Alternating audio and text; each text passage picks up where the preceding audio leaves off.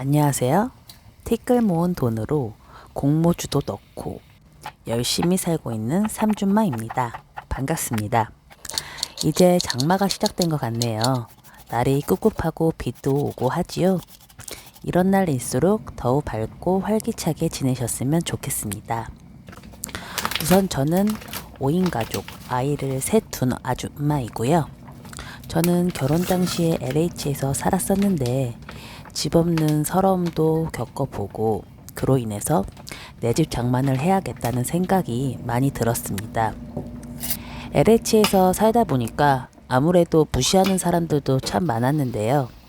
특히 아이가 태어나면서 더 그게 심했었어요. 그러고 살다 보니 사람을 평가하기도 참 여러 가지도 한다. 왜 저럴까라는 생각이 많이 들었습니다. 그래서 정말 열심히 살기로 했고 아이들도 이러한 것을 느끼지 않게 정말 열심히 살았습니다. 제가 계속 일을 하다가 현재는 셋째 낳고 쉰 지가 한 2개월 정도 됐는데요. 저는 아이들을 돌보면서 일을 했기에 내 집 장만하기 위해서 노력을 많이 했습니다. 우선 첫 번째는 제가 작은 돈도 쉽게 쓰지 말자였습니다. 보통 하루에 커피를 한두 샷 마셨었는데 그 비용이 한 잔당 거의 한 3,000원 정도 했었어요. 근데 그거를 한 달로 따지면 12만 정도 하고 다른 사람들은 별거 아닌 돈이라고 해도 이게 꽤 모으면 큰 돈이 되더라고요. 1년에는 144만 원이니까요. 통장에 100만 원 정도도 없는 사람들도 은근 많죠. 그래서 저는 날이 덥다고 밖에 나왔으니까 또 배도 고프고 하다는 이유로 음료나 간식 등을 사 먹지 않았습니다.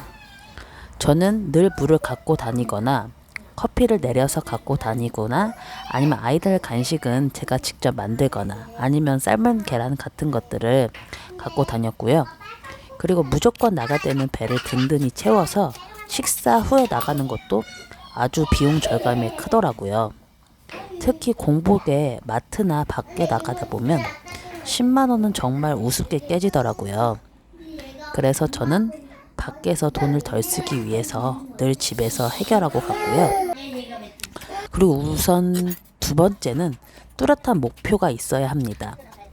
너도 나도 짠테크, 절약을 외치니까 열심히 살아보자 하는 거는 장기적으로는 좀 쉽게 지치기 마련이더라고요.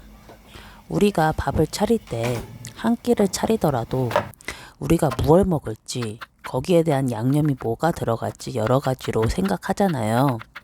근데 이렇게 장기적으로 절약하는 거는 그게 마땅한 목표가 없으면 그 원동력이 사라지기 마련이더라고요. 그래서 더 지칠 수 있고 왜 내가 이렇게까지 아껴야 하나 라는 이런 생각도 들게 마련이더라고요. 그래서 저는 내가 돈을 많이 아껴서 내 집 장만을 한다던가 아니면 뭐 취준생분들이나 이런 분들은 독립이 목표라던가 이런 뚜렷한 목표를 세우면 참 그게 큰 힘이 났던 것 같고요. 저는 더 세분화해서 주 단위, 월 단위, 분기 단위로 해서 단기적으로 일주일에 내가 얼마나 아꼈나, 어디에 돈을 썼나 라고 좀 많이 봤어요. 예를 들어 저는 저번 주에 좀 병원을 2군데 갔거든요. 안과도 가고 피부과도 갔었는데 안과를 갔었는데 눈에 좀 약간 제가 저번 주 너무 피곤했어가지고 염증이 생겼다고 하더라고요. 그래서 특히 제가 몸이 힘들거나 좀 지친다 하면 바로 이제 주부습진이 올라오거든요. 그래서 좀 며칠 고생도 하고 했는데 이렇게 저번 주 대비 어떤 점에서 좀 돈을 많이 썼나 이렇게 비교하다 보면 제 건강도 챙길 수 있고 비용적인 면에서도 돈을 아낄 수 있어서 좋더라고요. 특히 이제 육아 하시는 분들은 아실 거예요.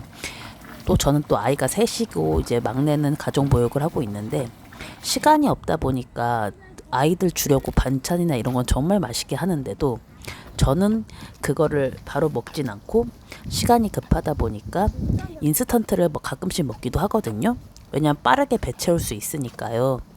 그러다 보면 확실히 몸이 안 좋을 때 그런 거를 먹으면 확 이게 몸에 나타나더라고요. 그래서 이렇게 주 단위로 이게 단기적으로 좀 비교를 해보면 어떤 한 습관도 고쳐야겠구나 또 바로바로 알 수도 있고 또 건강도 장기적으로 생각해서 이게 비교할 수 있어서 참 좋은 것 같습니다. 그래서 저는 이제 이번 주에는 병원비가 은근히 좀 발생을 했어서 음식에 더 신경을 썼고 또 아이를 항상 데리고 다녀야 되기는 좀 어린 아이기 때문에 유모차를 밀면서 자주 햇빛 보기로 운동을 한다던가 더 건강을 살피니까 확실히 이제 손에 주부 습진들이 좀 많이 들어갔습니다. 참 이게 참 효과적이었던 것 같고요. 그리고 장단기적으로 보면은 금전적인 것뿐만 아니라 건강도 챙길 수 있는 시간이 생긴다는 게 참 좋았던 것 같습니다. 여러분도 꼭 해보셨으면 좋겠고요. 그리고 저는 세 번째 같은 경우는 자존감을 많이 높이려고 합니다. 요즘 고물가 시대에 내가 이렇게 아껴서 열심히 살아봤자 더 나아지지 않고 미래가 안 보인다고 생각하시는 분들이 많다고 생각하는데요. 근데 그거는 꼭 아니라고 생각합니다. 저 역시도 그런 거를 증명해 왔고요. 확실히 아끼고 열심히 살다 보면은 삶의 질이 달라지고 가족들도 더 여유롭게 살 수 있습니다. 하지만 요즘은 SNS가 발달한 만큼 더더욱 남과 비교하는 삶을 살게 된 것 같은데요. 결혼하고 SNS를 안 하고 사람 인연도 좀 쉽게 안 만들려고 합니다. 왜냐면 정말 남과 비교하고 지적하고 그런 사람들이 되게 많거든요. 특히 아이 엄마들은 아실 거예요. 그런 분들이 많기 때문에 좀 스트레스도 많이 생길 수도 있고 또 나의 목표들이 무너질 수도 있어요. 제가 직접 집에서 돈가스도 해먹고 핸드폰 같은 경우는 저는 부서지지 않는 이상 바꾸질 않거든요. 약간 오래 쓰다 보면 렉 같은 게 걸리기도 하는데 저는 기본 3년에서 5년은 기본적으로 쓰고요. 고장 날 때까지 쓰는 경우는 거의 안 고장 날 때까지 쓸 때는 한 7년도 썼는데 그런 얘기를 하니까 그 동네 엄마들이 비웃더라고요. 왜 그렇게까지 궁상맞게 사냐고.